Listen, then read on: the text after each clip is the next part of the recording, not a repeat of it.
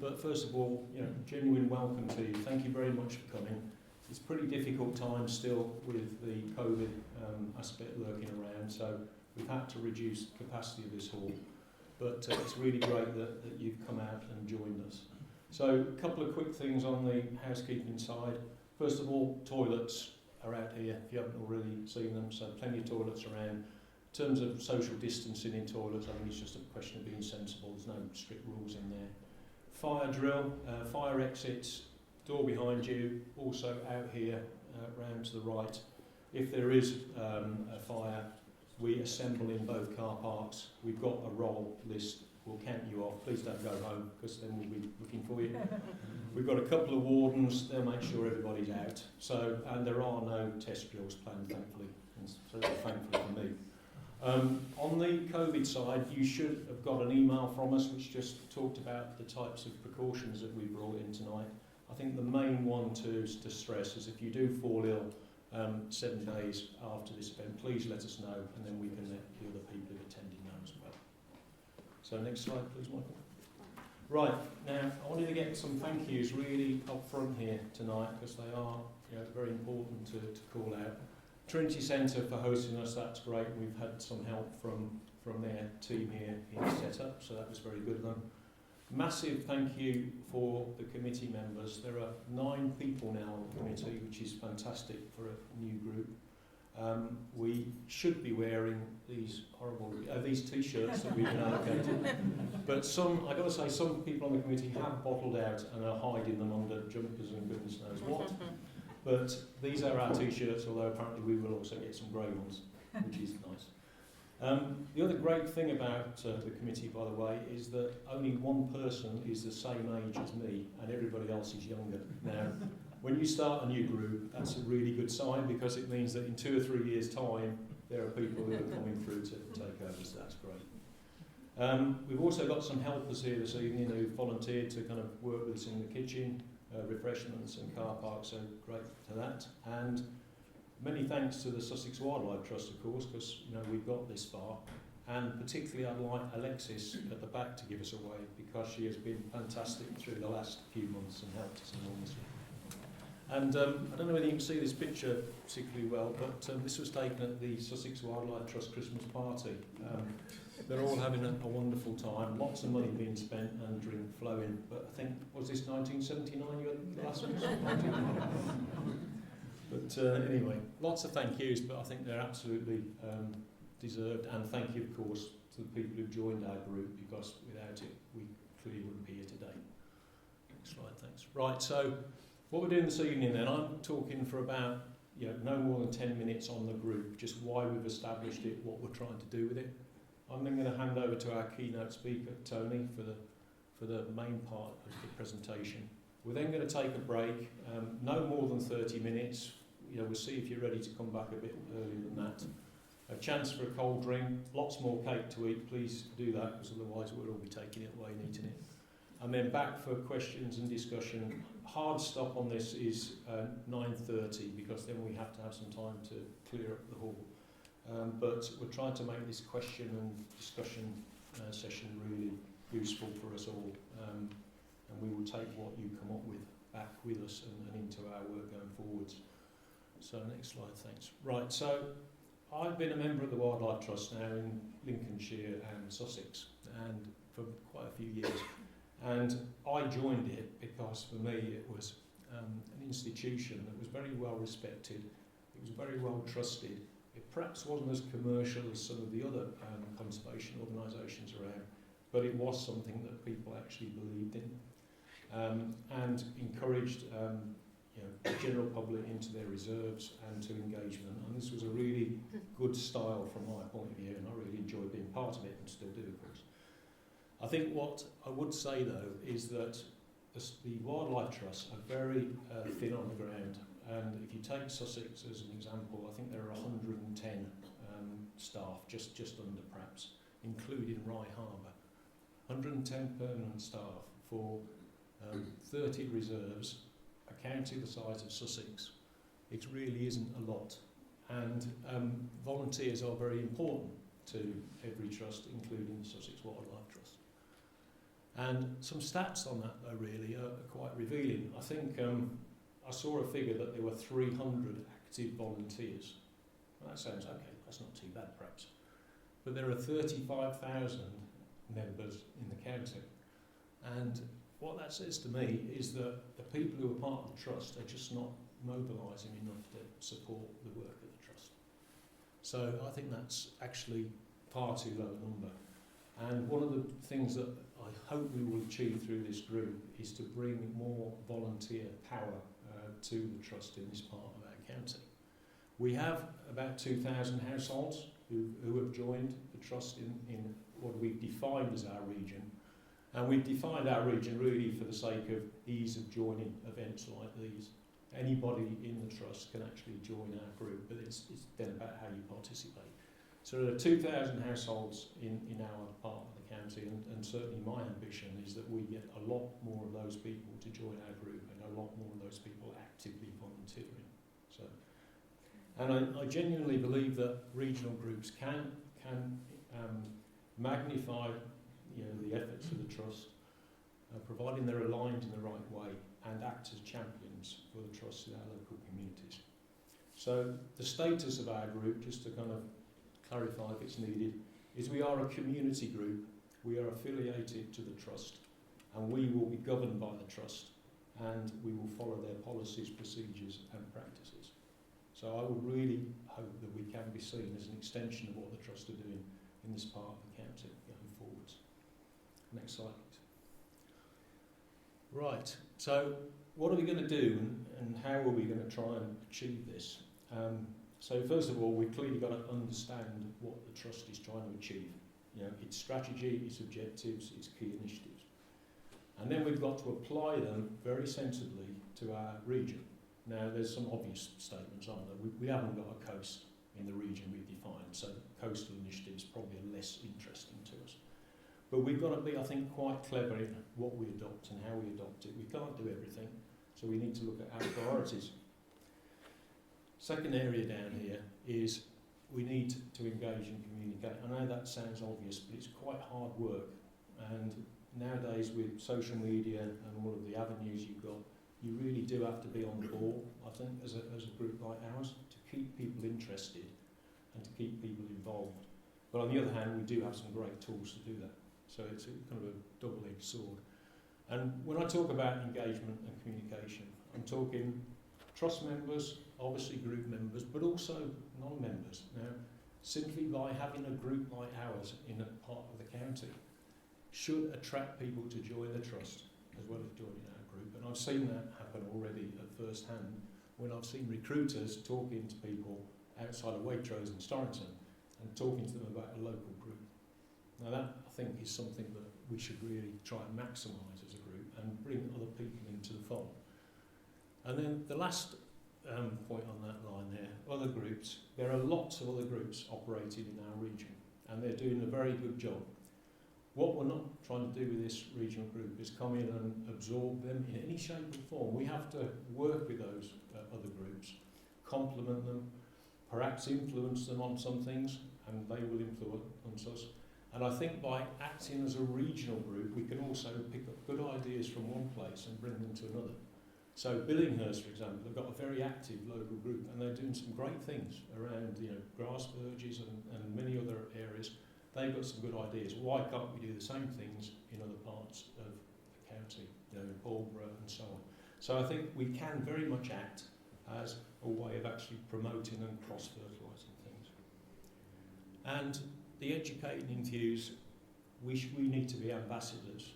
We need to make sure that our family, our friends, our neighbours and the community, the wider community, understand what the trust is going to be about in their area and want to get involved in it. And when I talk about the community, I'm talking about parish councils, I'm talking about businesses, sports clubs. I think you name it, the scope is quite immense really. And when we start through the questions and discussion later, I think that we can explore how that might work to best effect. Next slide, please. Right, there are actually two nutshells because I went on to a different slide. But there is a message in that, two nutshells, because the other thing we have to do, and and this came very apparent to me during the pandemic when people got very interested in nature and wildlife but didn't actually know how to get involved. I think what we have to do as a group is we have to translate all these good intentions into practical pieces of work. Now, we can only have so many running at a time, and there might be some pretty obvious ones you could say, well, what about pollinators, what about this? And I'm sure we should focus on those kind of simpler ones first, because what we have to do, I think, is get that member engagement, and we have to give members something to be really involved with us, which they can relate to and see the results of. So this tangible results is also critical. We need to measure as much as we can what we're trying to do, and some of that will be longer term, some of it will be shorter term, but we have to really, I think, demonstrate to people that by taking certain actions they can achieve tangible results. We can build up a track record that way, and then that will hopefully encourage further people to get involved with us. And the last point here, clearly you've got to enjoy what you're doing, and entertainment certainly is part of this. Some of it's going to be hard work, but on the other hand, we've all got to get something from it and enjoy the time we're spending on it. So we will celebrate success. We'll try and build momentum through what we do on the ground, practical pieces of work, and that will enable us to attract more people into the group, into the trust. And then, of course, if you show that you could actually do something real, then project funding should follow. And project funding is available from lots of places. But at the moment, we're not able to apply for that because we haven't got these concrete projects to go for. So we will definitely be doing that as a committee as we go through to next year. So next slide, please, Michael. Right, so, I mean, so far so good is a little bit underwhelming, isn't it? But I think we've done very well to get this far. It has been quite difficult during the pandemic and working by Zoom, etc. So I'm really pleased that we've got to the point of launch in September. We formed in April.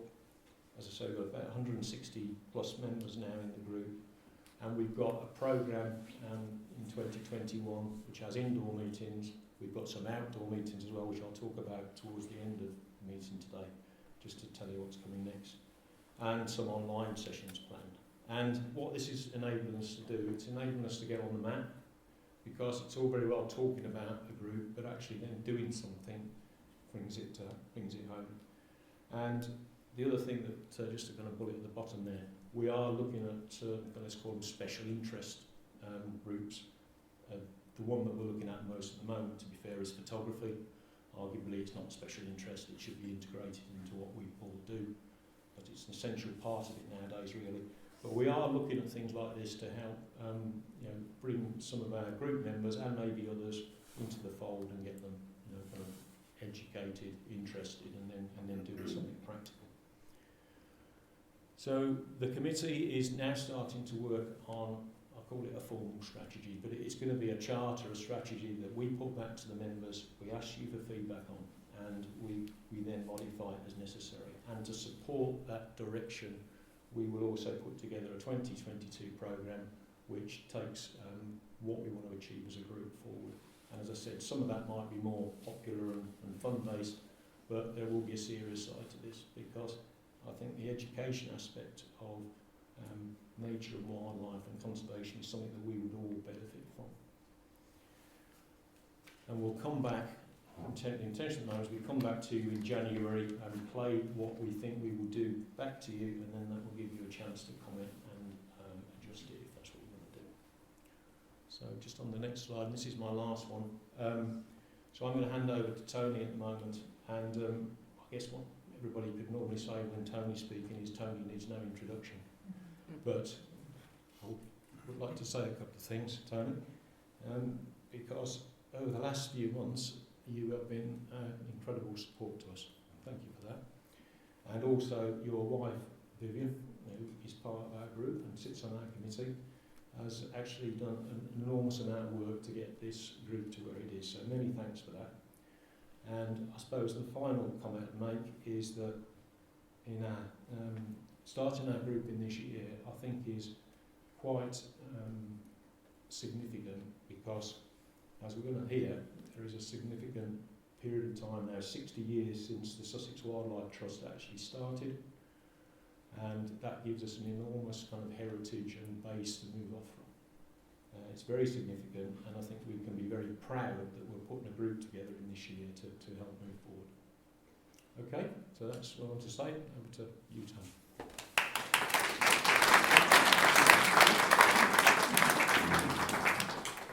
See if I can make the clicker work.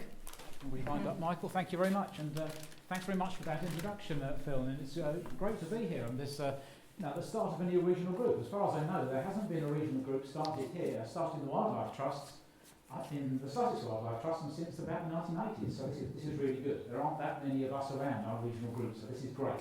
So thanks very much for inviting me along. And as Phil said, this is the 60th year of the Sussex Wildlife Trust. It formed in 1961. It's now 60 years old. I've worked for the Sussex Wildlife Trust for 27 years. I took early retirement 3 years ago, so my son's right, that means I've worked for the Trust or been associated with the Trust for about half its existence. But I don't think I should be too proud, because I'm a bit of a Johnny-come-lately in comparison to a lot of Trust members and a few key people who actually set up the Trust. So there are still some founder members around and still guiding us in what we do. What I'd like to do now, though, is spend about, half an hour or so just talking you through some thoughts about Sussex Wildlife Trust past and also Sussex Wildlife Trust future. I'm not going to shrink from some harsh messages as well, so I think I have to bolt the doors, make sure nobody leaves depressed halfway through. Because I'm not going to shrink from harsh messages, and I think actually there is something about the future is going to be different to the past. But I see this as a very positive thing. So let's move on. Let's think about the past. Let's think about where the Sussex Wildlife Trust came from. And actually, click. Not clicking. I thought it was working. There we go. There we go. It actually, if we go back further than 1961, when we were actually formed, it actually probably started here in about 1912 with the formation of a body called the Society for the Promotion of Nature Reserves. This was the brainchild of a guy called Charles Rothschild from the Rothschild family. You can see the pile of his money there. So he did come from the Rothschild family, and it was his brainchild really to actually start an organisation which was interested in wildlife and wild places, the places where wildlife lives. Now, that sounds fairly normal these days, but actually at that time, in 1912, that was unusual. There were conservation-type movements around, but RSPB, for example, had just been formed. That was about protecting birds individually. There were reserve-type places, but mainly they were hunting preserves. The idea of an organisation that looked after nature where it lives was actually quite new. So that was interesting. So he formed this organisation with a lot of support from various other people at the time. And bear in mind this is written in the language of the time. But if you put that to one side, you can see there's a kind of ethos in here which is really quite familiar to us today. Encourage the love of nature and to educate public opinion to a better knowledge of the value of nature study. Right from the word go, this was about linking people and nature. It was about special places for nature. It was about getting people to understand and appreciate nature. So quite familiar to us today. The idea was to collate information, to bring information together, make it science-based, so it's based in science, areas of land around the United Kingdom which retain, I love this, primitive conditions. Yeah, I'm not sure I've insulted my audience there, but primitive conditions and contain rare and local species liable to extinction. So again, the idea of something that needs, in the language of the time, preservation. We now could say conservation, but preservation of sites worthy of protection was a key theme there, and was actually quite new. And then, having got these areas of land for protection, to give them to the National Trust. Well, that didn't actually take off in quite that way, but the basic idea of actually looking for areas of land that were highly important in their own way and preserving them in one way or another is the kind of central ethos of the SPNR, the Society for the Promotion of Nature Reserves at the time, and again it's the ethos that's gone through to the formation of the Wildlife Trust later. And at that time, in about 1915, so there wasn't much information about where these wildlife sites were. So between 1912 and 1915, Charles Rothschild and a group of enthusiasts surveyed the whole United Kingdom for sites worthy of preservation. Bear in mind the United Kingdom at that time also included Ireland. So 284 sites were recognised. 284 sites, I think that included our island as well. So that order of magnitude. And here they are. Here's the sites all around England, Scotland and Wales in this case. So big effort to identify these special sites. And it's actually quite interesting today to go back to those sites and think, well, what's happened to them? What do we know about these sites? How have they stood the test of time? And there are some Charles Rothschild sites in Sussex. There are, I think, is that 8 or 9? Eight of them. And it's worth looking at these because you can see what's happened in the meantime. You can actually get an idea about what people were thinking at the time was worthy of preservation. And a lot of these sites are really familiar. Kingly Bottom, now Kingly Vale, it's a national nature reserve looked after by English Nature, Natural England. Chichester Harbour, now an area of outstanding natural beauty. Area called Selsey Bill, I think that's actually Pagham Harbour now, also a site of special scientific interest.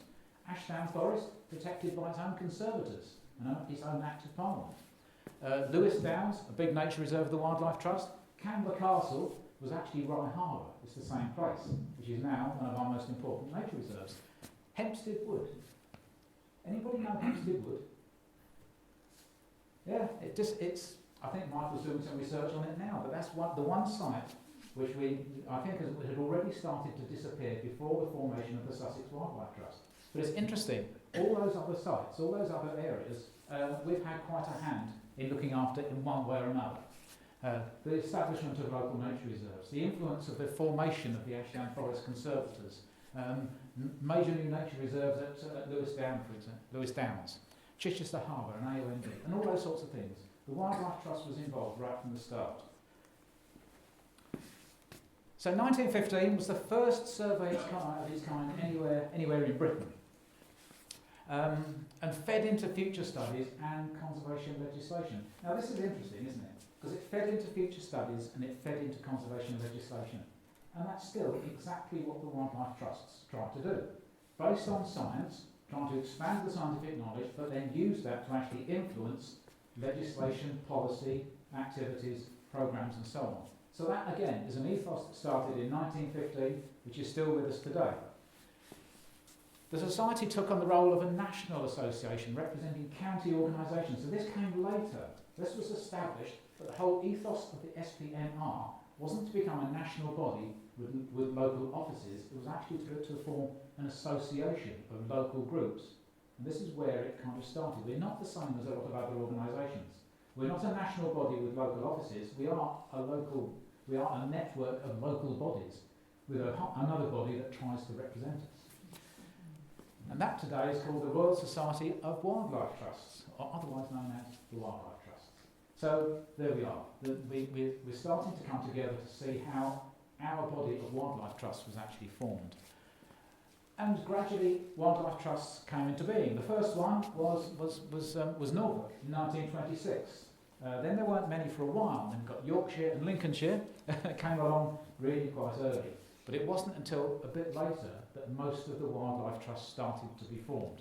And it was 1961, January 1961, that the Sussex Naturalists Trust was formed. And in fact, I think a lot of the wildlife trusts in the southeast corner of Britain came out of a meeting of people, of enthusiasts around that sort of time. So you'll probably notice that a lot of us are celebrating our 60th anniversaries about now. I think Hampshire's just had theirs, Kent may have had theirs a year ago, I think, and I think Surrey is having theirs as well. So we were all formed at roughly that same sort of time. No accident, because that was coming out of the kind of atmosphere of the time. So 1961, the Sussex Wildlife Trust was formed. And here are a few of the worthies that help us get going. You may not recognise all of them. Here we are. David Streeter, Robin Crane, Frank Penfold. David Streeter was perhaps the most important founder member of the trust. You know, he was involved in this trust, he was involved in the other surrounding trusts as well. He's been the president and the vice president for a long time, only retired as president 3 years ago when I started. So he's been the guiding hand right from the start all the way through. Robin Crane joined the trust, I think, a little bit later, not quite a founder member, but he's also still around and guiding us. Very sadly, Frank Penfold passed away quite a while ago. A real character, and I think the reason we got most of our nature reserves is because of dodgy dealings that he may have done sometime in the past. There we go. And you'll recognise the guy in the middle there. That's David Attenborough. And he came down to support us. This was a few years, well, quite a few years after we were established. And that's the happy band of four that helped really get the trust going. Okay, so let's look at these Rothschild reserves again. And I'm not going to look at all our nature reserves, we've got 30 of them, but I'm going to pick on one area in particular just to kind of illustrate how the Sussex Wildlife Trust has worked and how it kind of works now and how it will work in the past and how it will work in the future, because I think it's quite illustrative. Let's look at Amberley Wildbrooks. This was our first nature reserve. We acquired it in 1967. I don't know whether we actually bought it or whether it was given to us. I can't remember. I don't know. But it was our first nature reserve. When it was identified in Charles Rothschild's work, this is how it appeared on the map here. You'll recognise perhaps that shape. Here's the railway line. So that's the bend in the Arun River with Amberley Wildbrooks. And this is how it was described in their work, in that work. Bog. To be fair, it probably was backed up by all sorts of other information, but this is what is the reason that makes it worthy of preservation? And they put down bog, and it's true, it is a bog. It's probably one of the rare peatland deposits in Sussex, a really quite exciting place. But that whole area is a fantastic area, definitely worthy of preservation, and it became our first nature reserve. There we go. 1967 we bought that. 4 fields, about 11 acres. A very small area, very small patch in the middle of Amberley Wildbrooks. You can just about see it there in the middle. There's our few fields within the bigger complex of Amberley Wildbrooks. But this is important. A very small area of land, but that gave us a foot in the door to influence policy in that area. Yes, it was important to look after a very valuable wildlife resource, certainly, but one of the very few areas of peatland in a bog situation, in a marsh situation. Yes, but that wasn't the only reason. In 1978, there was a plan by Southern Water, I think it was Water Authority at that time, to actually drain those brooks and actually convert them into agriculture. This was a cause célèbre case where the Sussex Wildlife Trust, along with several other organisations, including notably the Amberley Society, fought against that application. Having a very small nature reserve gave us a foot in the door. We had a place at the table. We had a legitimate reason to be one of the consultees. That gave us an ability to fight a public inquiry. 1978, this was before SSSIs were legal entities. They were just voluntary things. Many landowners didn't even know they had one. It was in the middle of a period of agricultural intensification. Areas were being lost all over the country. You probably know about the areas of the lengths of hedgerow that we'd lost about that time. So very intensive agriculture, a great push on agricultural intensification at that time. So when we complain about the fights we have to put together, we should remember at that time it was probably a lot harder. But we won. And the reason I don't know what the reason was, but there was a very strong argument put together by the Wildlife Trust and lots of other people supporting them against this case. It's now written up in the conservation books how it was done. Mainly actually one on economic grounds because it was a silly thing to do. You can't always win those arguments. But we won. And again, this kind of illustrates how the Wildlife Trusts work. Get a foot in the door, have an ability to actually say something, make sure your science lines up, that's very important, you're talking factually, not imaginatively, and actually make the case as well as you can to defend nature over a larger area than simply just your nature reserves, obviously. So we won that case. That was a good thing to know. And here it is now. We now own this area of Amberley Wildbrooks, right in the middle, the green patch here. We own that bit now. And it's been expanded in 1985 with Waltham Brooks a little bit further on. Also the RSPB, click, there it goes, the RSPB owns Pulborough Brooks just up the road here. They also, I don't know why it's not coloured in, but they also own a bit here as well. And the area is gradually kind of being defended in much more formal terms by national and international recognition and protection because of the value of its value to wildlife. And in that area, things have changed more generally as well. There's also a shooting syndicate up here. You may have views on shooting syndicates. but they manage that land very well, and actually is also very sympathetic to nature conservation. There's a landowner has bought this area here fairly recently. He's very keen on the idea of rewilding. And this whole network of landowners is interested in linking up throughout the whole landscape the idea of a nature recovery network suffused across the whole landscape. So things are moving. Okay, moving on from nature reserves. I like that example because it illustrates so much about the way the Trust tries to work. But I can't talk about the Wildlife Trust without mentioning Woods Mill. How many of you have been to Woods Mill? I thought so, yes. So, no great surprise to any of you. Yes, it was a tea shop. I can't remember the date of this photograph, but it was a tea shop in the 40s and 50s, and it was actually given to us in 1966. We were given this site as a centre, as a visitor centre in 1966.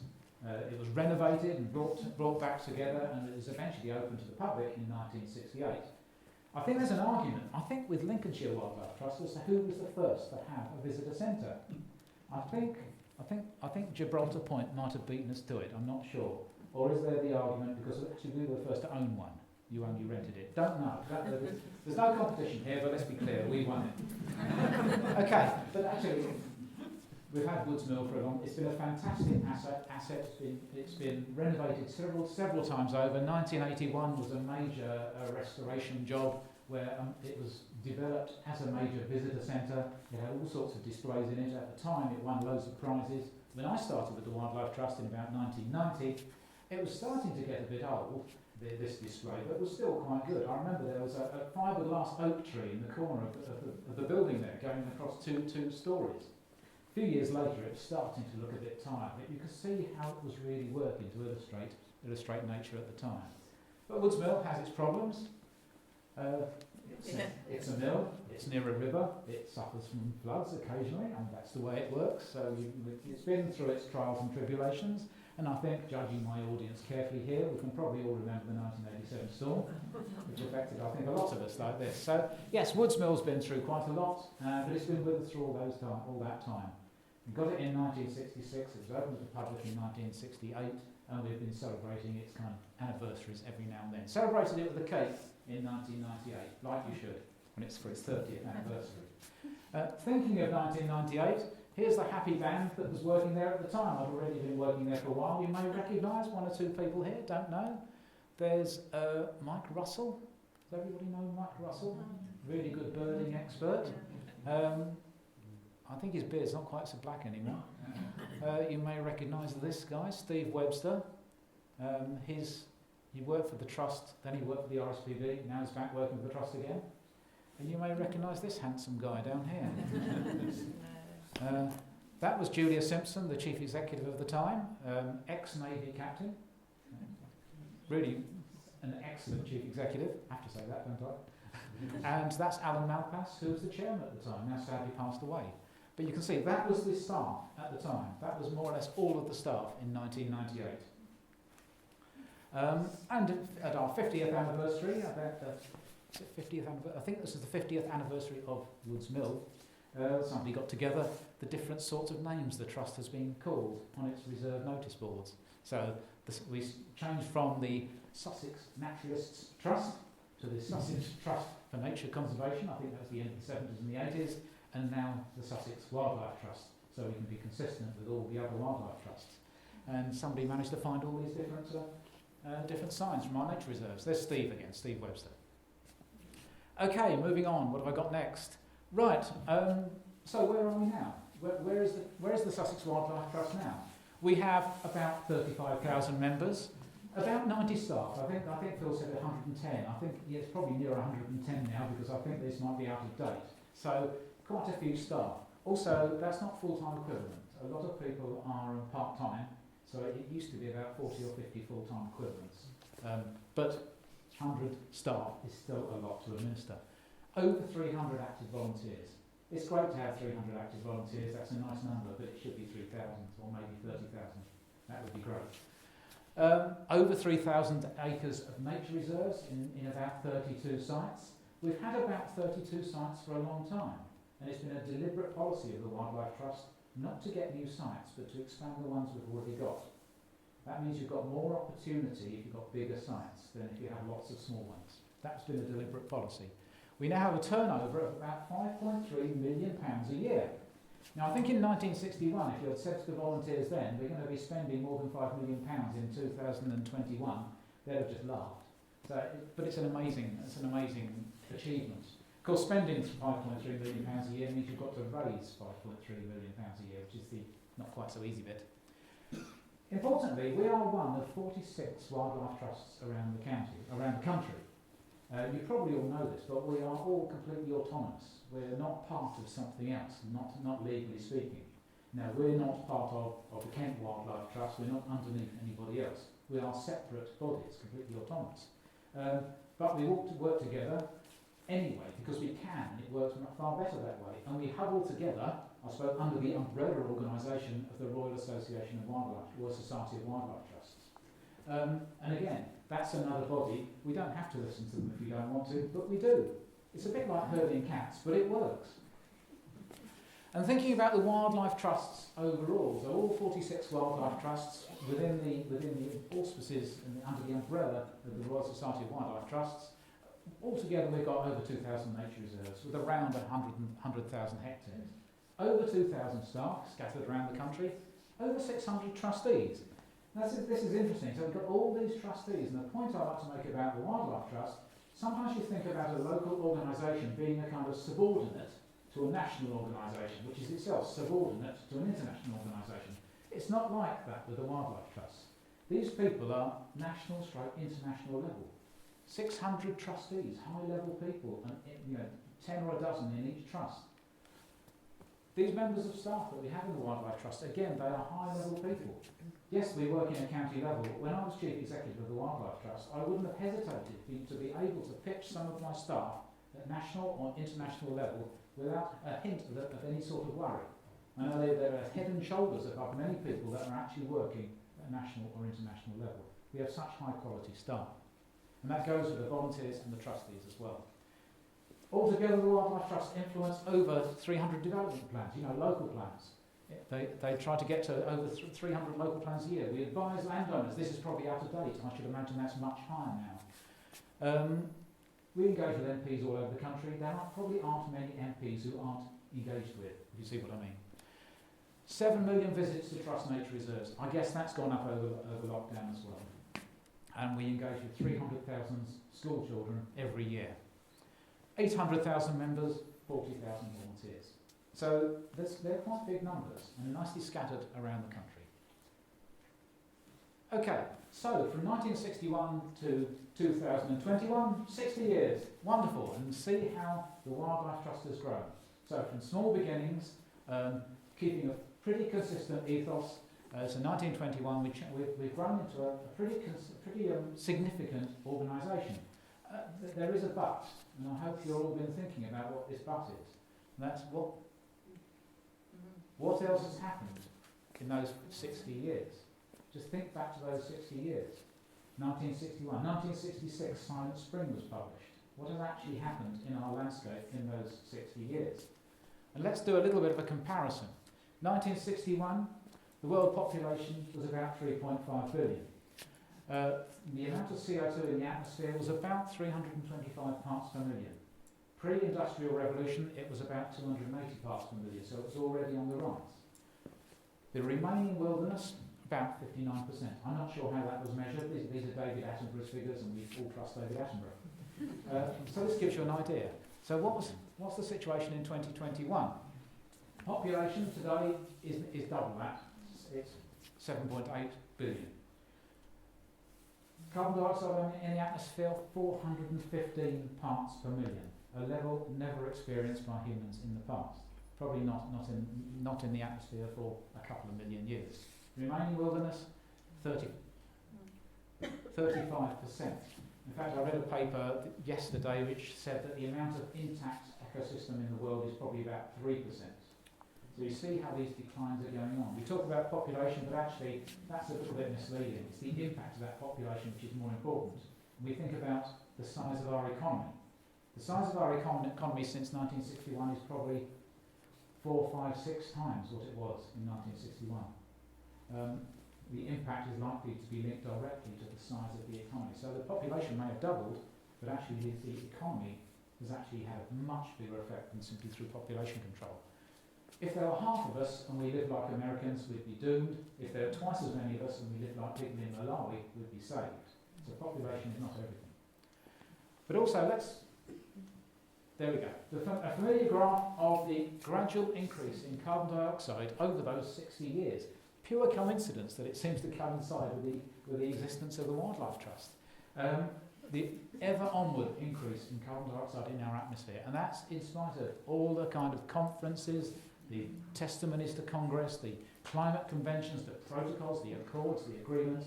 You can't see a single dent in the increase in that carbon dioxide. I've highlighted the UN Climate Convention there, 1992, the Rio Earth Summit. That was the signing of the Framework Convention on Climate Change. The world's governments got together, firmly signing agreements. They were going to solve climate change. That was the start of the COPs we hear about today, the Conference of Parties. That was going to be the cure for climate change. It's okay, they're on it, it's going to be fine. Can you see any difference? And in fact, I'll make it even more depressing. We've emitted more carbon dioxide since then than in the entire history of the human race before that point.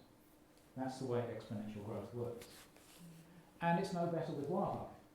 Yes, the Wildlife Trust has done pretty well. Our nature reserves are generally all improving, and a lot of the landscape projects we're working in are doing quite well. However, look at what's happening globally and nationally and locally. It's all pretty consistent and not very exciting and not very pleasing direction. This is the WWF Living Planet Index. The World Wide Fund for Nature surveys about 20,000 populations of vertebrates around the world. So it's a big study. And they found that since 1970, there's been a 68% reduction in population levels, not number of species, this is population levels. So population levels are plummeting. Here we are, it's these sorts of things. So population levels of vertebrates are falling dramatically. But it's not just a few things, It's not just one category. 70% reduction in marine birds. 75% reduction in insects in some areas. This particular study comes from protected areas in Germany, where they found a reduction in population levels, not species, of 75% in one study. Fishing around the world. 75% of our fish stocks are either crashed, or at much reduced levels. There should be 20 times as many fish in the sea around Britain than there are now. It should be full of fish. It isn't. And closer to home, the turtle dove. They've suffered a 95% reduction since about 1990, I think, something like that. That's a major crash. How long will it be before this thing and birds like it become just a memory and we don't see them anymore? This used to be a common sound in our countryside. We now get very excited when we hear a turtle dove. And, well, you probably know this, there have been extinctions come and go. There have been about 5 mass extinctions in the past, over several million years at least. I'll just highlight a couple here. We have the Permian mass extinction, which was probably caused by volcanoes in Siberia. It seemed that the volcanoes over a long period, guess what, increased carbon dioxide in the atmosphere, caused runaway climate change, and caused a major die, sometimes called the Great Dying, with such a big effect. Maybe 90-95% of the species on Earth died out at that time. On the right there we have the 65 million years ago, an asteroid hit the Earth, 6 million years ago I think they've worked out now, an asteroid hit the Earth and that essentially wiped out the dinosaurs and many other groups like them. So about 75% of our life was wiped out at that point. So examples of mass extinctions. Bad news, we're in the 6th mass extinction. Where's it gone? There we are, we're in the 6th mass extinction. Oh, that's taken away my line. we're in the 6th mass extinction. But this mass extinction is different to the others for several reasons. First of all, we've seen it coming. We know what was coming, we know what the cause is. We know what the cure is as well. So we have seen this mass extinction coming. We're just at the start of it now. It has been worked out that the extinctions we've caused so far will take at least 3 billion years for the Earth to recover from. And what's the cause of this mass extinction? I'll spoil it. It's people, of course. Now, that's just a random picture of a person. I don't know why I chose that one. But yeah, we are the ones that have caused this mass extinction event that we're just going into at the moment. And we're the ones that can actually cure it as well. So that's something for us to think about. We need to make it be, turn this around. Okay, so what's caused all this? Just a few graphs.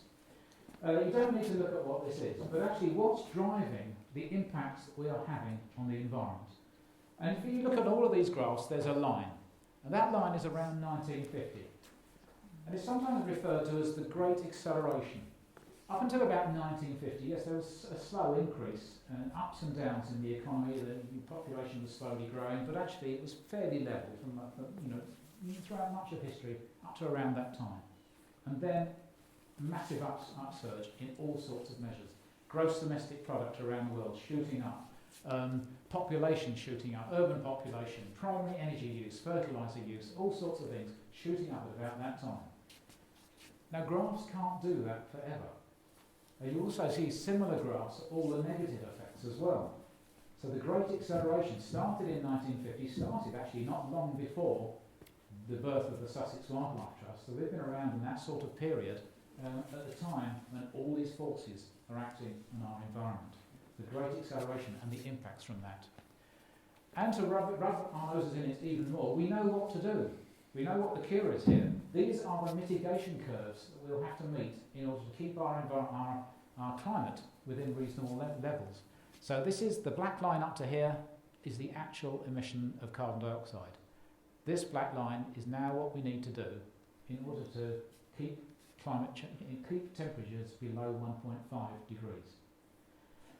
The later we leave it, the steeper the curve. Further ago, the easier it would have been. So you can see what we've left ourselves here, and we're leaving things to the last minute when it comes to these mitigation curves. That's the standard chance, just a chance, a 66% chance of actually keeping our climate within 1.5 degrees of where it was before the Industrial Revolution. Now 1.5 degrees, that's actually quite bad. There are, climate change is with us, and we are going to see major impacts.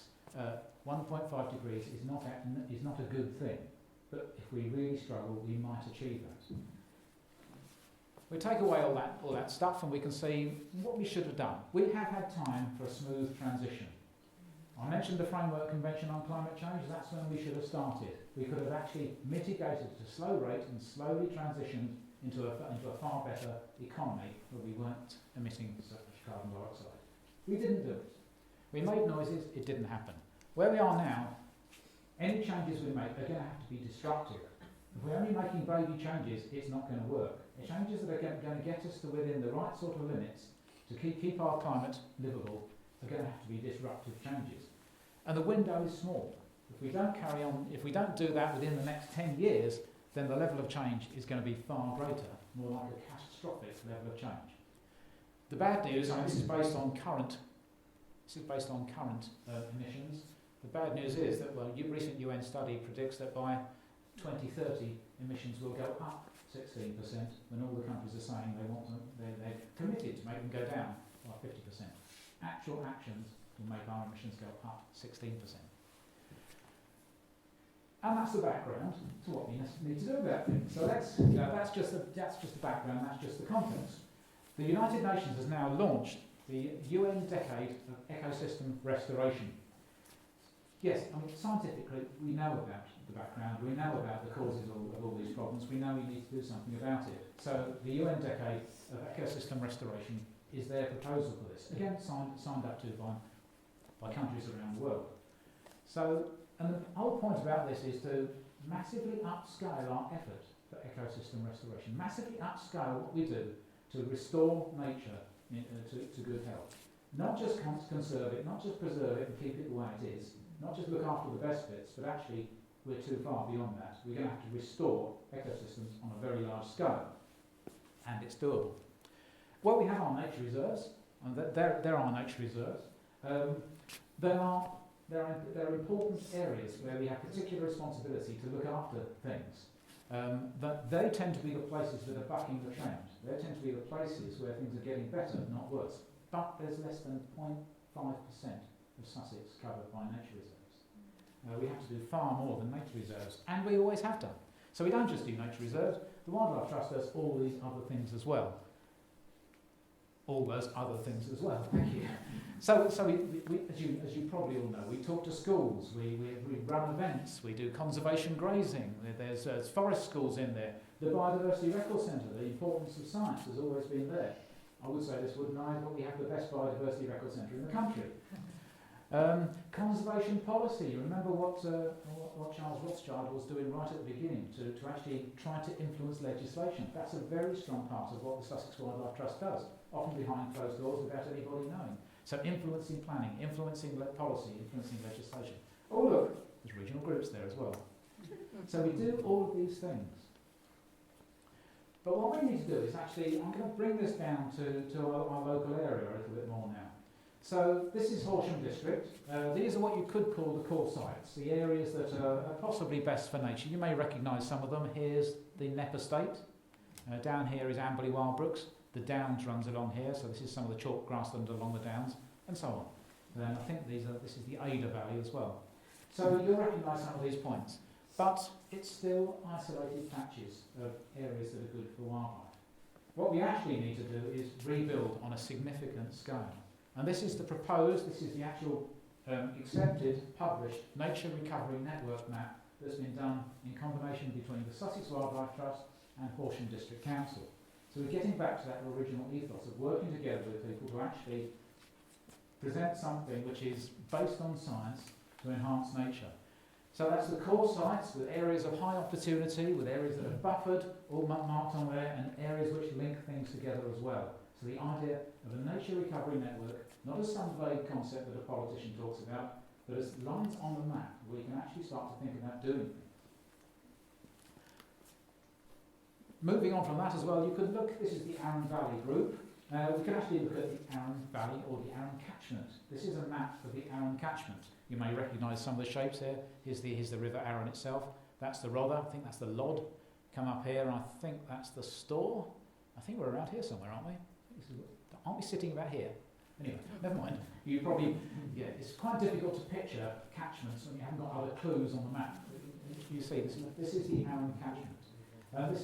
These are the core sites in the Arun catchment area. These are the habitats that have been identified by the Biodiversity Record Centre and can form the core of what we could then do to actually build that nature recovery network throughout the area by working together, by working as a group, by working with landowners and interested people.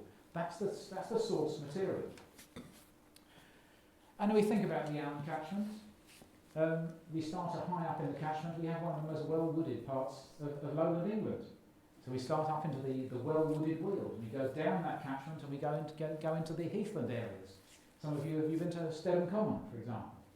I'm sure some of you know that. Some of the, again, internationally important areas of heathland just down the road from us. We go down the road again and we get back into Amberley Wildbrooks and all those valley woodlands, valley grasslands along the River Arun.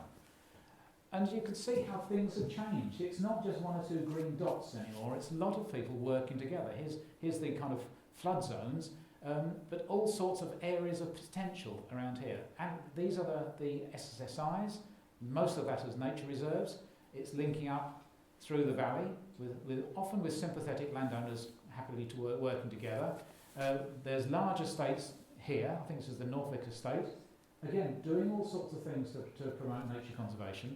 And linking up across large landscapes. There's now a plan for a nature recovery network which starts at Ashdown Forest, goes through St Leonard's Forest, joins up to Knepp, goes through to Knepp, down the Arun and the Ada valleys, and encircles Worthing. And on the south of Worthing, of course, you've got the kelp restoration project as well, so it goes into marine land as well. So these are the sorts of things we ought to be talking about. And of course, then we go up onto the Downs and all the nature recovery projects that are on the Downs as well. Okay, I now want to paint, before I stop, I want to just paint a picture of the sort of thing I'm talking about when it comes to nature recovery. What do we actually mean? What could it look like? So this is an illustration. It's an artist's representation of a real place, I think somewhere up in the Midlands. And you look at that and you think, well, that's great. That's England's green and pleasant land. But look at it again. And you see, well, actually, it's quite simple. The grass is all the same colour. It's all improved grassland. The hedgerows are quite small, aren't they? Quite thin, sometimes a bit gappy. The woods, well, one of them's a plantation. The river's canalised and not very natural at all, and there are roads cutting across the area.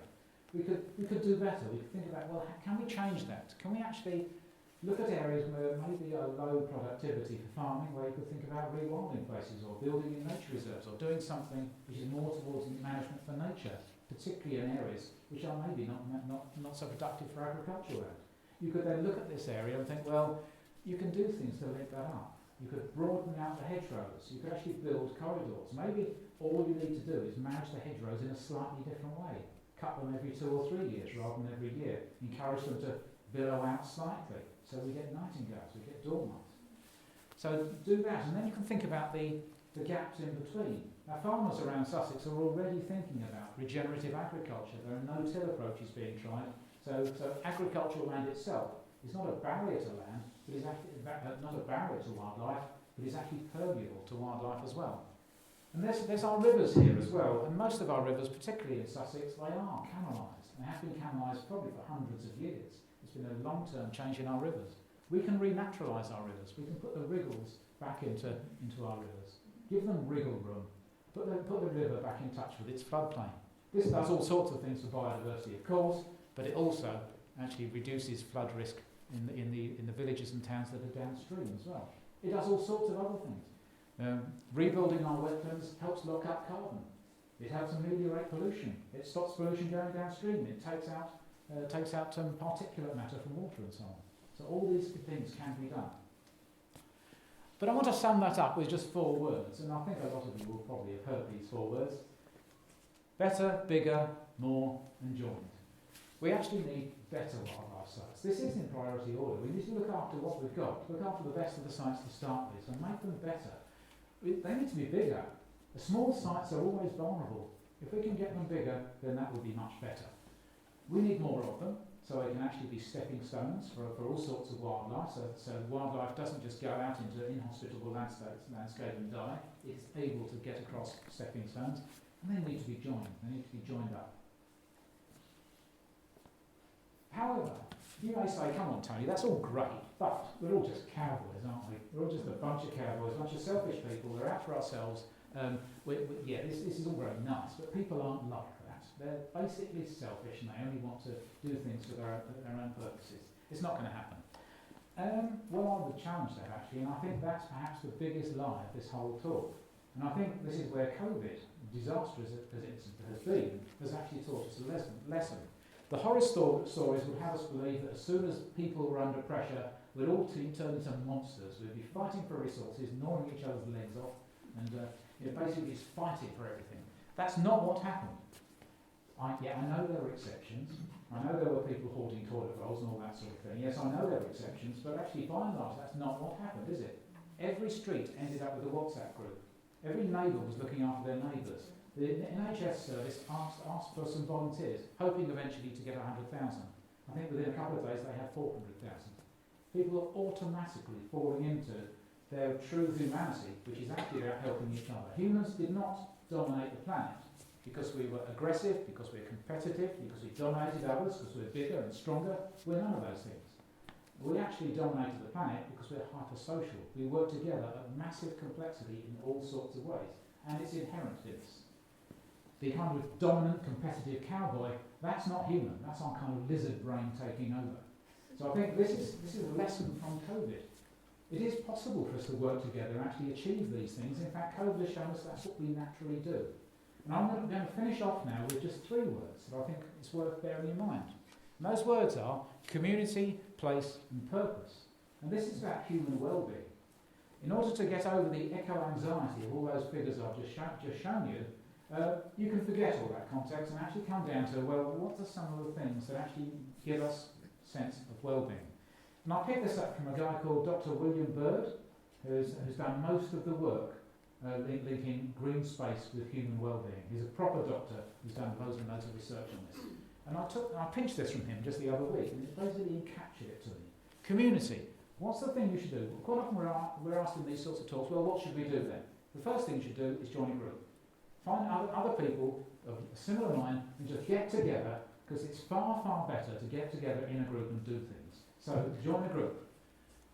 Secondly, your place. Another answer to these horrible things is actually get to know your place. Get to know and cherish your local wildlife and be prepared to do something about it. And again, this has come out in COVID, isn't it? People have really started to value their local nature. And lastly, purpose. A sense of purpose. Actually being valued for the purpose you bring in. And being valued as a person and having a higher purpose. And these things all work together. And I think this is the basis for where groups, let's hope, like the Arun Valley group, can come together. A sense of purpose, working on your local wildlife, and getting a sense of place, and working in your local community. That all starts to come together. And even if you're not into wildlife, actually, that's the source of human well-being as well. You'll notice I haven't mentioned buying a big new car, or being a consumer, or doing well in your job, or dominating others, how many people you manage. Yeah, some of those things may be good for some people, but this actually gets back to your basic humanity. So, that's where I'd like to leave it, basically, is gone round the history of the Wildlife Trust, some thoughts about the difficult phase we are in at the moment, and I think some pointers about where we might go in the future in terms of relocalising, rediscovering our local place, rediscovering our humanity, and rediscovering a way to work together with purpose. So thank you very much for listening, for joining Wildlife Trust, and thank you very much for listening to me. Thank you.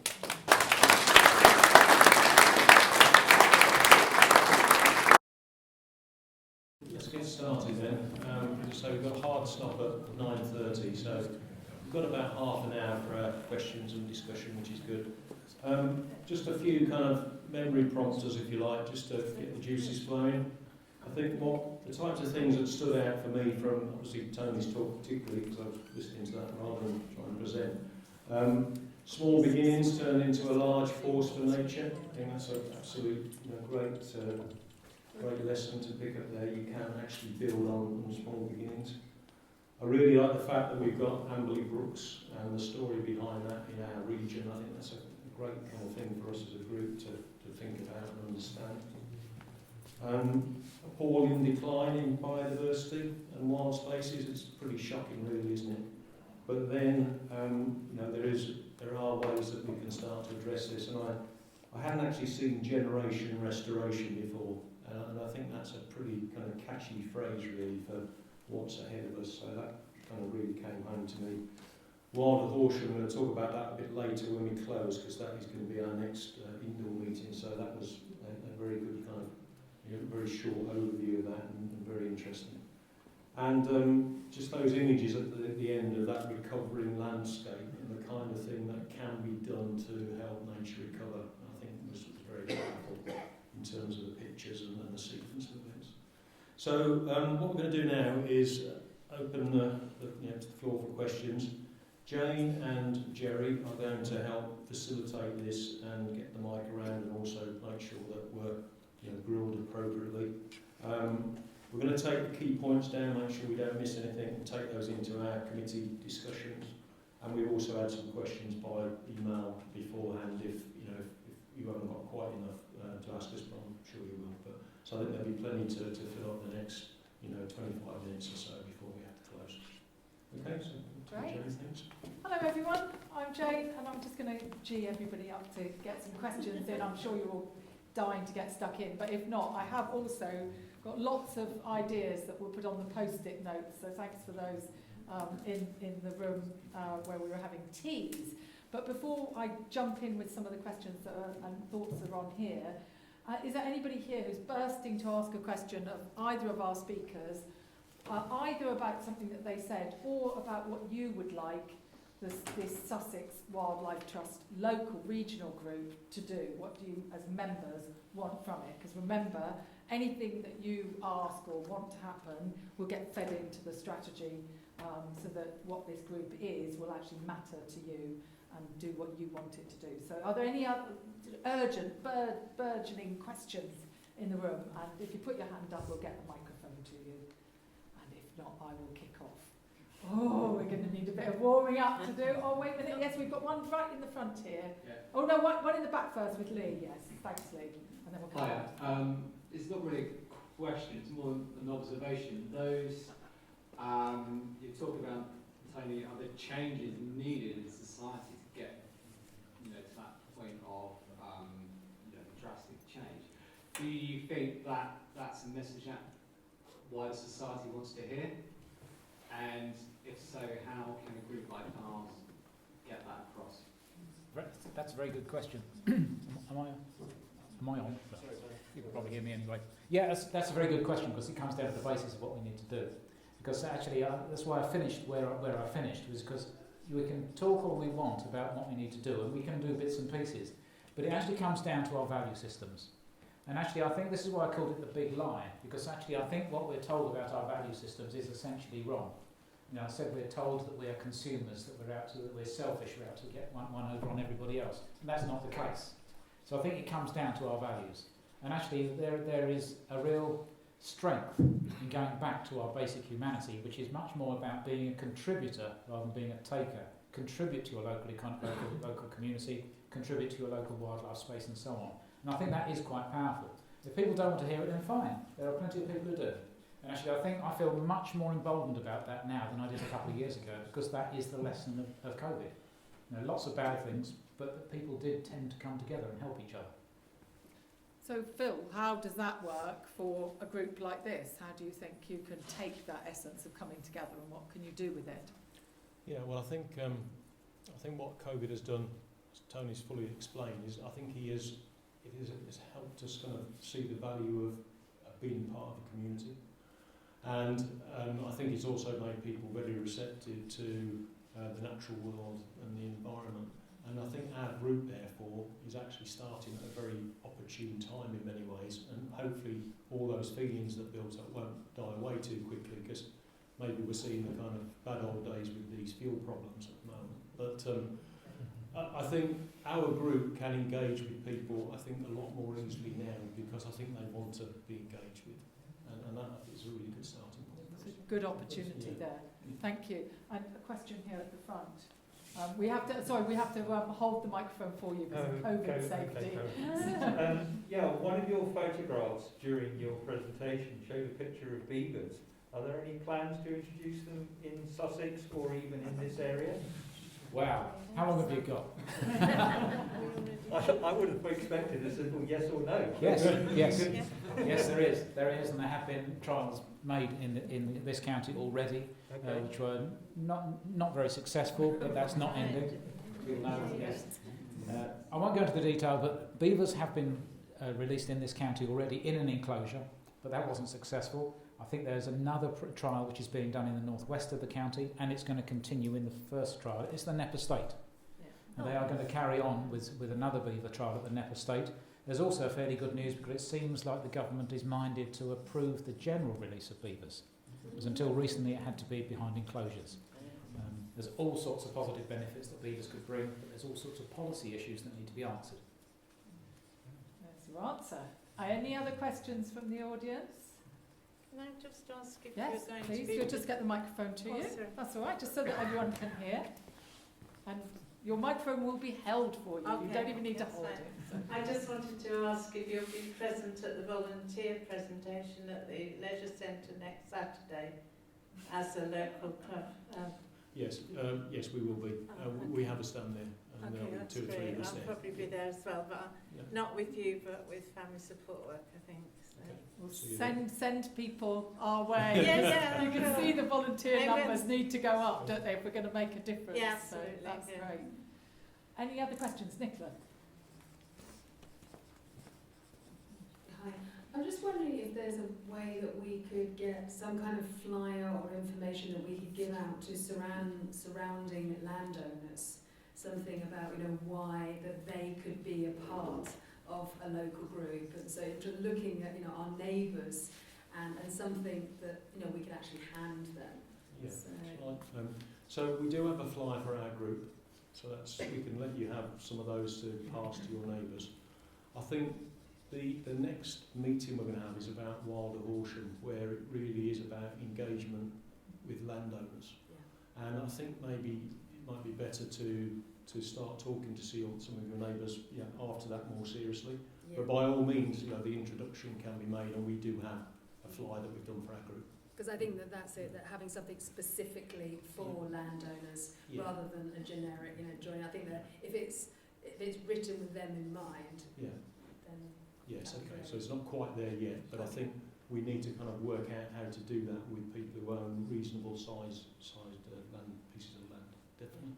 And that's a great idea to put into our strategy discussions as Yeah, well. absolutely, thank you. And in fact, something that was put on the board, which sort of links to that, which gets it very local, is there a way that we can link up our back gardens?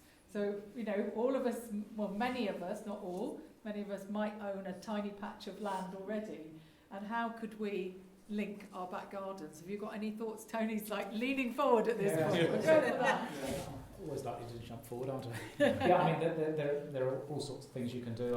At one time, the Sussex Wildlife Trust had an initiative called Nature Street. So the idea of actually getting people to link up in their street, wildlife gardens, and do things using their gardens as a whole rather than lots of bits. Simple things sometimes, like leaving gaps for hedgehogs to get through, or working out what your neighbour has and actually do something slightly different. You don't all need to have a pond. Maybe you could do something else if everyone else has got a pond. I don't know. But actually the idea of what they're thinking about a nature street, and maybe that's something we can think about. We've got some nice gardens here, how they all work together as an overall strategy rather than lots of the same. Don't know. And I'll just dive in with another one that we collected in the break, because I think this one's, the two people asked this about walks. So people are very keen, it's a communal thing, get together and have walks, but it's often very difficult to get on them. I think Ebeno Common Walk is booked up. People want to go on the fungi walk, they want to go around Woods Mill, and everything seems to get booked up. What can we do about that? Is there anything that you're thinking about in terms of adding to the walks and the opportunities for people to work together? Yes, walk we together? are. We have a Pagham Harbour walk on the 9th of October, which, as you say, is proving pretty popular. We do have a few spaces left on there.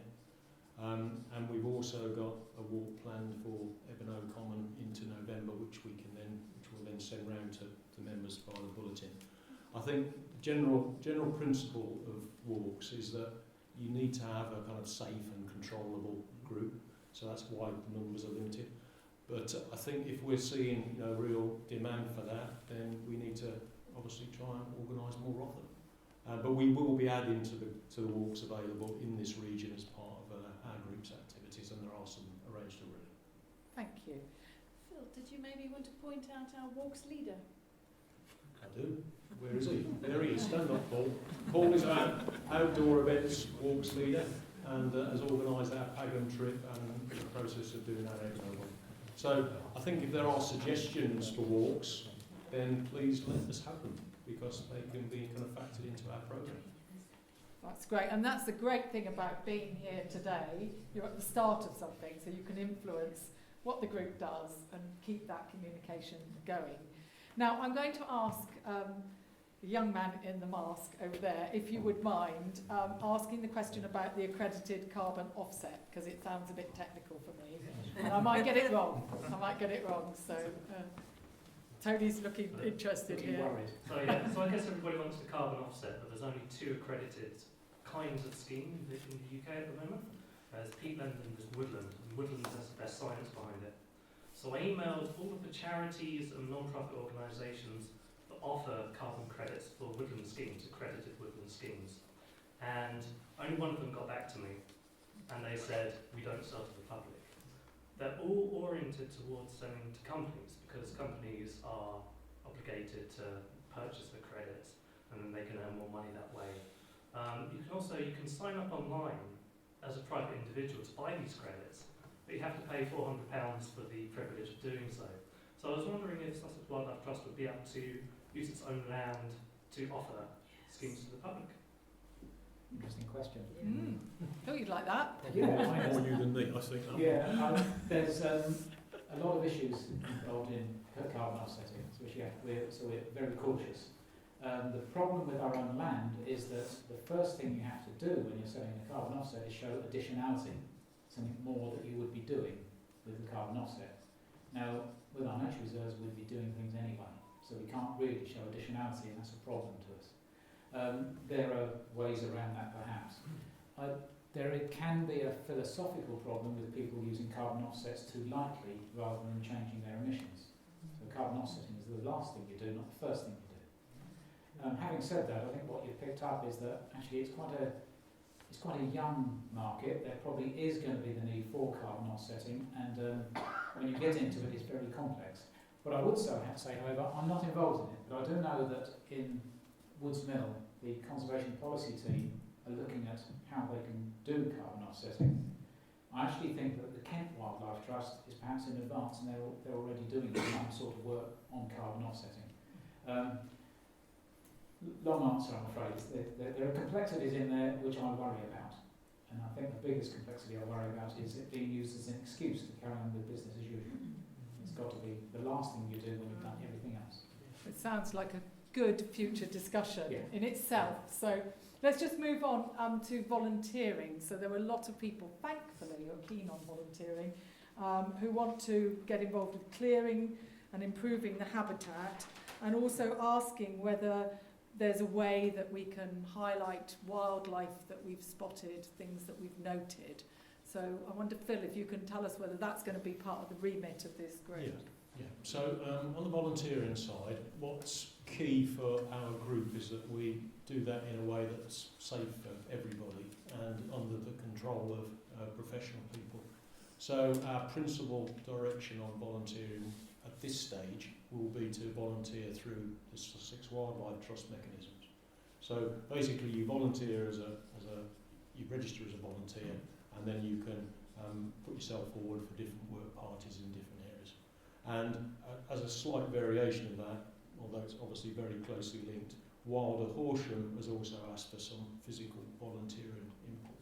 So I think at the moment we very much want to fit ourselves into the trust. Now, going forwards, if we gain more individuals who have expertise in physical work, then maybe we can start doing more of our own kind of work groups. But we would always do those in consultation with the Wildlife Trust, and we would try and address priorities that are seen to be their priorities as well as ones for our region. The second point about recording, our November online meeting is intended right now, and I don't see any reason to change it, to talk about the Biodiversity Centre and the importance of surveying and recording. And like the other things we're trying to do this year, for me it's a basic building block, because if you can't measure something, then it's very nice and it feels good, but you're not actually demonstrating anything really. So we have to have a mindset that we are going to behave like scientific people when we do our projects, and we have to have some measurement. It doesn't have to be horrendously complicated, but we need to know we're actually having an impact. And Jerry over there in the mask, who's helping the questions, he's got a role on our committee for surveys and records, and will be largely organising the November online meeting for you to join. Great. Any other questions from the audience on any subject? Yes, thank you. I'm just over there, and I don't know what colour that top is. I was going to say it's not pink. It's salmon, orange. Orange. There you go. So the lighting in the hall is receptive. Thank you. I was really pleased to see West Sussex not cutting all the verges this year. Presumably that was money. I don't know, because there's the plant life campaign as well, isn't there, to not cut. Have you got any information about how that was it viewed as successful by Wildlife Trust, by the county? Is there any talking going on to encourage it not to happen? Not to shear everything back again next year and carry on as normal? Good question. I loved seeing all those verges full of life. Tony, do you happen to know the answer? A bit, because we have ongoing discussions with county councils and local authorities very regularly, and their roadside verges often come up. Years ago, I think 20 years ago, we had a project where really rich wildflower verges were actually marked. You can probably still see some of the posts today, and they're supposed to cut them in a different way. It kind of then gets forgotten, and we start again. And we're at this kind of start again phase now. So I think actually it does save money, but that's not always the only reason it's done. and it can be quite hard work to get people to rediscover the weird and say, no, actually it is a good thing to do. It feels to me like it's caught on more this time than in the past. It's not just kind of weird botanists who want it anymore. It seems that everybody recognises it's nice to have flower-rich roadside verges. And I would be generous to the local authority. I think they do try to do the right thing, and they can be persuaded. Can I just add to that? I was very excited when I talked to the lady who runs the Billy Green group, that they already have adopted 8 verges in Billingshurst, and have 2, I can't remember what they call them, it's like village doctors or something. They've got a title for it. So they have pairs of people who are allocated to look after the verges. And I do see that in the right time, our group would actually do some really good work on verge management, because these are obviously part of the corridors that link us in our parishes and between parishes. And I know Michael at the back there is putting some thought into verges and how to address that on behalf of the trust, and we'll kind of follow that closely and hopefully get involved in it. That's great. That fits in very well with what you were saying about tangible outcomes and having something that's fun and easily identifiable. I can really see how that would work. I've got a post-it note here: fight for pollinators and bees. And I think that's something that I've seen in Arundel. Actually, they've got a little garden there now, and they've planted loads of bee-friendly plants, and they've tried to make the whole of Arundel the same and get people involved in that. Do you think that we might be doing something like that in this area, or is that just too specific at this stage? Well, we need to agree the kind of projects as a committee.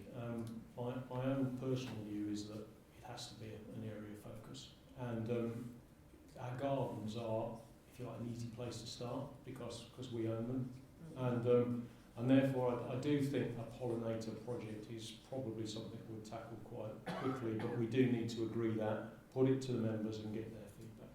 Yeah. Right. Any other questions before I dive into my pot? Yes, one just at the back there. Where's Jerry? There you are. Thank you.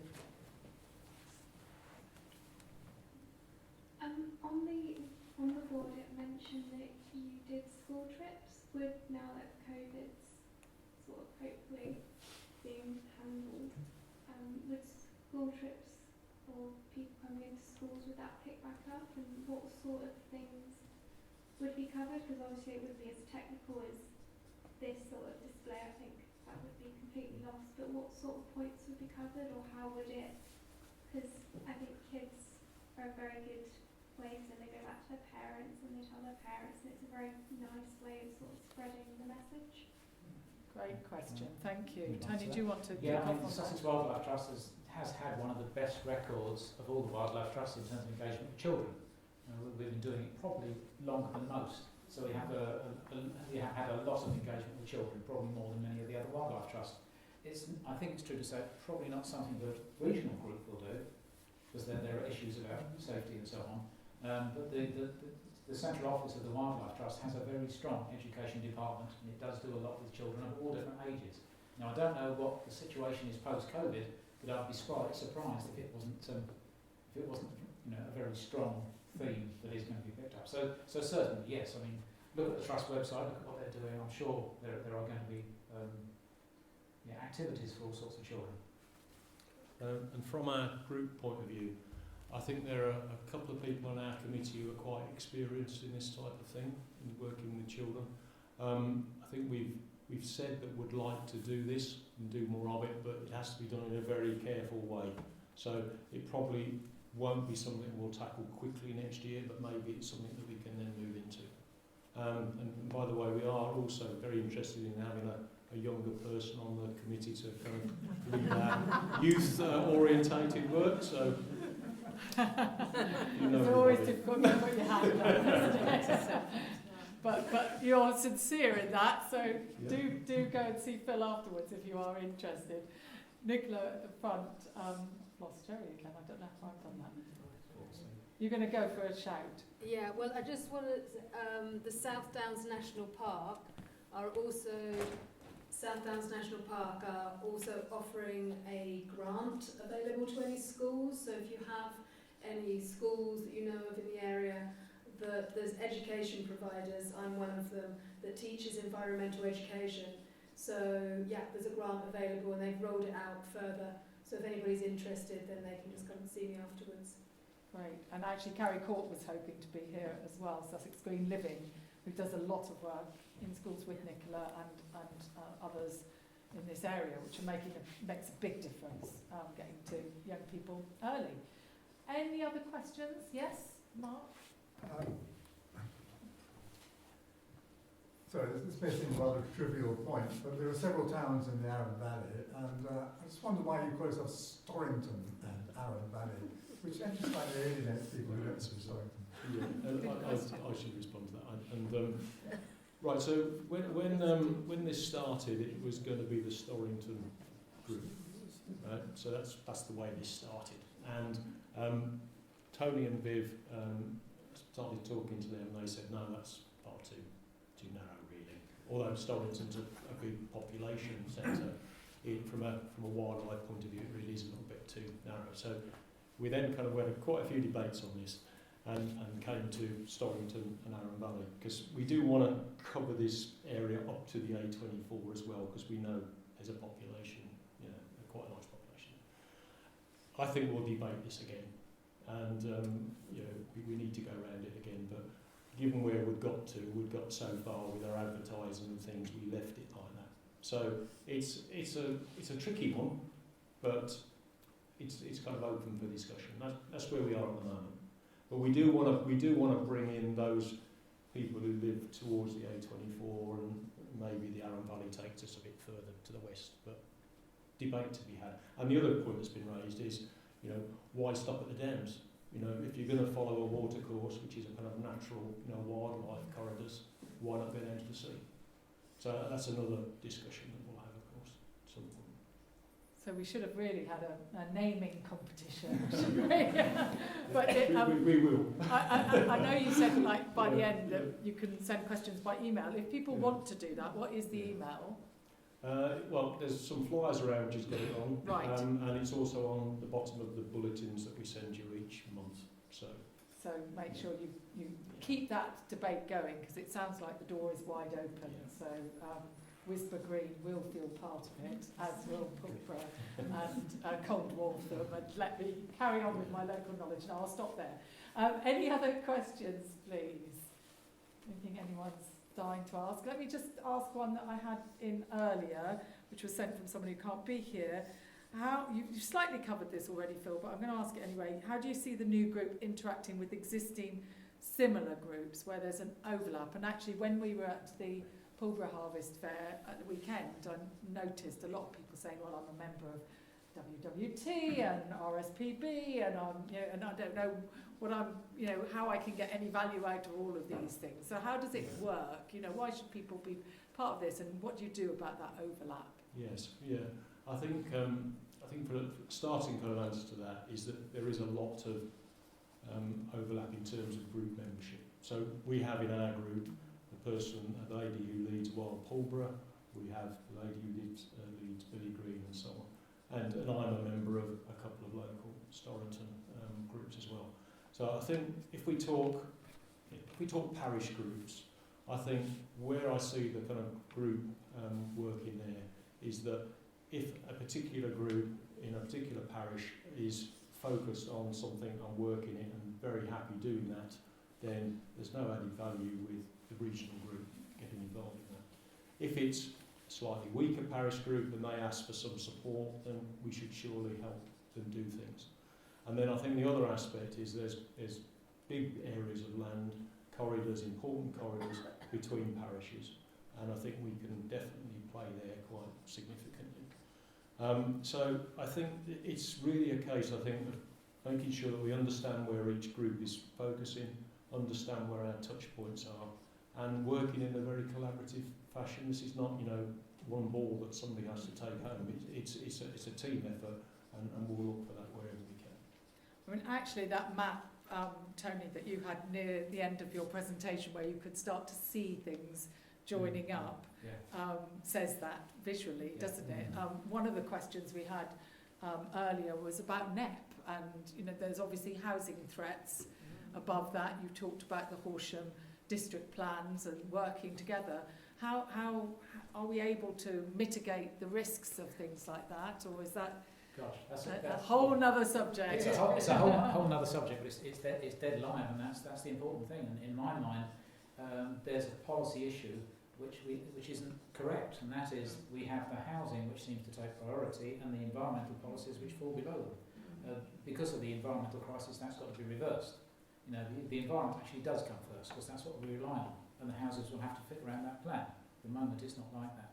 But actually, at least we have a nature recovery network that's been published by the local authority. That's really quite good. And I've met the councillors, and they're doing what they think they can. So I think at least we're getting in the right sort of area to debate.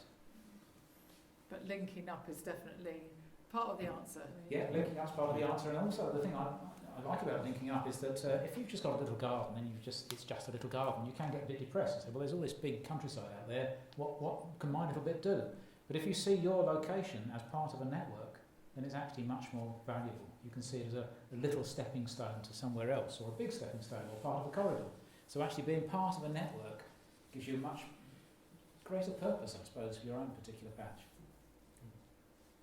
Great. But one last question before I ask one difficult question to both of them before we finish. For a bit of fun. Just like, you can see their nerves now, can't you? Anything else anyone feels that they would like to ask?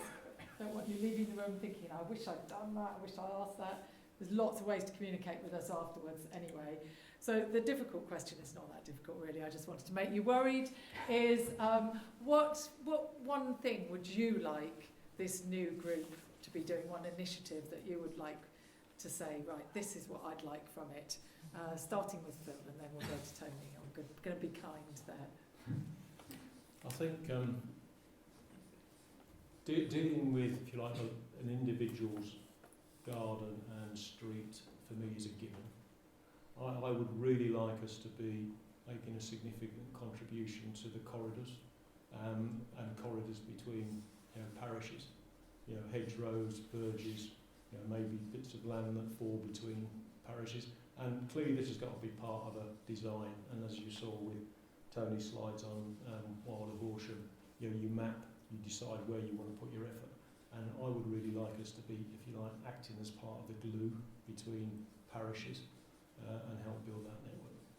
Some green glue from Phil, we like that. And Tony, where are you taking us? Well, I was going to say something roughly the same, but I have to go somewhere else. Yeah, you see, thunder stolen. I think, let's go into somewhere completely different, and that is actually about the people side of this. And actually, so one initiative that would be quite good is actually if we expand the people engaged in, we'll say wildlife in the round. People engaged in wildlife is expanding, and that's actually an initiative by the local group covers not just the local group, not just people in the wildlife trust in the local area, but pushes out even further, and you start to really multiply effects by getting people who weren't engaged in nature before engaged in nature. And how we actually do that, maybe with some novel solutions, novel linkages between wildlife and people's normal lives, because often we're seen as a special interest, which we're not. We should be seen as part of people's normal lives. So I think that's the kind of initiative that would be really lovely to see at a kind of local scale. We talk grandly at large scales, but maybe to a local scale. How do you get all your neighbours involved if they're not naturally butterfly experts or whatever? Well, thank you to both of you, and thank you to all of you for staying on and having this discussion. We're all part of the solution, and I hope this is the start of some amazing activities that are going to change the nature of where we live. So thank you all, and well done to Viv and her team for all the organisation and hard work. Right. Thank you.